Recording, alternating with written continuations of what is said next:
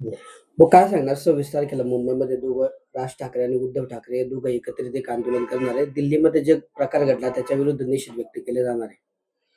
हे बघा, आता पूर्वी पण त्यांनी आता मला वाटते शिवाजी पार्कवर या ठिकाणी मोर्चा काढला होता. पण आता हे मोर्चे काढण्याचा उद्देश आपल्या लक्षात येतोय, की ज्या पक्षांना कुठलंच प्लॅटफॉर्म नाही आहे, ते याच्यामध्ये 100% संधी साधून घेत आहे. विद्यार्थ्यांवर झालेला अन्याय या गोष्टी सरकारही समजून घेत आहे. सरकारही आता या ठिकाणी चर्चा करायला तयार झालेलं आहे. पण आता त्या प्रकरणाला विद्यार्थ्यांना न्याय मिळेल याच्याकरता न बोलता फक्त आंदोलनं काढून आम्ही आमचं अस्तित्व कसं आहे हे दाखवण्याचा काही लोक प्रयत्न करतायत. आज ठाकरेंकडून भाऊ दादरमध्ये विद्यार्थ्यांसाठी राष्ट्रगीताचं गायन देखील केलं जाणार आहे. त्या ठिकाणी तिरंगा देखील फडकवला जाणार आहे. ही चांगली गोष्ट आहे. आपण ह्याच देशाचे नागरिक आहोत. तिरंगा आपलाच आहे आणि राष्ट्रगीत पण आपलं आहे. ते सगळ्यांनी म्हटलंच पाहिजे. ठाकरेंनी म्हटलं म्हणजे चांगलीच गोष्ट राहणार आहे. काल त्या सोनम वांगचुक यांचं उपोषण सुटलंय जवळपास. मात्र कॉंग्रेस जनता पार्टी जी आहे त्याचं दीपक बिचकू जे आहे ते पुढे आंदोलन कंटिन्यू करणार आहे. पुढे पण त्यांचं म्हणणं आहे की आमचं त्यांचीही समजूत सरकारने काढली पाहिजे आणि सरकार काढेल असं मला या ठिकाणी वाटतं. शेवटी ते विद्यार्थी आहे, देशाचे भावी नागरिक आहे. सरकारमध्ये काही गोष्टी होत असतात, काही चुका होत असतात.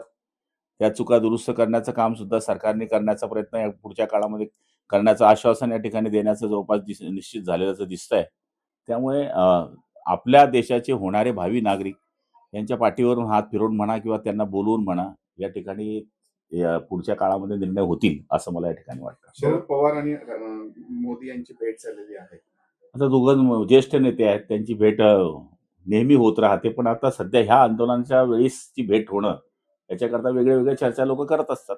सुनेत्रा पवार आणि पार्थ पवार यांचं जे राष्ट्रवादीचे दोघं विलिनीकरण त्याला मात्र विरोध आहे. मला माहित नाही त्यांच्या कोणाचं विलिनीकरण होत आहे, कोण करत आहे ते काही माहित नाही. गोवा संसदेमध्ये पेपरफुटी संदर्भात कायदा मांडला जाणार आहे, परंतु राहुल गांधी जे आहेत ते धर्मेंद्र प्रधान यांच्या राजीनाम्यावर ठाम आहे. हे बघा, राहुल गांधी पहिल्यापासून त्या गोष्टीवर ठाम आहे. पण आता सत्र चालवायचं असेल, जनतेला न्याय द्यायचा असेल तर झालेली घटना ही त्याच्यामध्ये दुरुस्ती केलीच पाहिजे. पण पुढच्या काळामध्ये आता राज्याकरता आपण वर्षभराकरता काय करणार आहोत याच्याकरता सत्रामध्ये हे सत्र असतं, तर सत्र पण चालवलं पाहिजे अशी आमची अपेक्षा आहे. मुंबईमध्ये पोलिसांनी काही मुलांना अटक केलेली होती आणि ते एक पोलीस त्यांना थेट धमकी देत होता की तुमच्या खिशात मी ड्रग्ज टाकेल आणि तुम्हाला आयुष्यभर जेलमध्ये असेल. असं होत असेल तर चुकीचं आहे. आणि काल मुख्यमंत्र्यांनी सांगितलं असं जर झालं असेल तर आपण चौकशी करू आणि चौकशी केली पाहिजे. काही ठिकाणी महिलांशी पण विनयभंगासारखा प्रकार असं होऊ नये. शेवटी आंदोलन करणारे आहेत, त्यांना समजून घेतलं पाहिजे. कारण की शिवसेना, भाजप असेल, कोणताही पक्ष असेल, आंदोलनातून पुढे आलेला आहे. त्यामुळे आपलंही एक काळामध्ये आपण आंदोलन करत होतो, याचा विसर कोणाला पडू नये अशी प्रत्येकाला अपेक्षा असते. त्यामुळे आम्हालाही तो विसर पडणार नाही अशी खात्री आम्हाला आहे.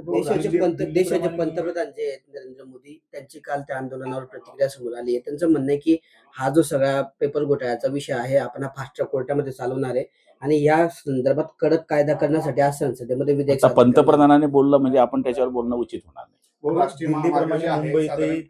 दिल्लीप्रमाणे मुंबईतही जे आंदोलन आहे विद्यार्थ्यांचं ते चिरडण्याचा प्रयत्न झाला. कुठेतरी सरकार म्हणून विद्यार्थ्यांची संवाद साधण्यात कमी. आता संवाद साधायला सुरुवात झालेली आहे. काल आता वांगचुकशी त्यांच्याशी 2 मंत्र्यांचा संवाद झाला, यांच्याशी संवाद होईल आणि संवादानेच ह्या गोष्टी सुटू शकतील. त्यामुळे सरकारने 2 पावलं पुढे चालले पाहिजे आणि आंदोलकांनाही पुढे चाललं पाहिजे. कारण की शेवटी आपल्याला विद्यार्थ्यांच्या जीवनाला न्याय द्यायचा आहे. भाऊ, साधारण बघायला गेलं राष्ट्रीय महामार्ग काही महिन्यापूर्वीच म्हणला होता, मात्र त्या ठिकाणी अपघात होता आणि अगदी नवविवाहिताचा देखील मृत्यू झालेला आहे. कुठे?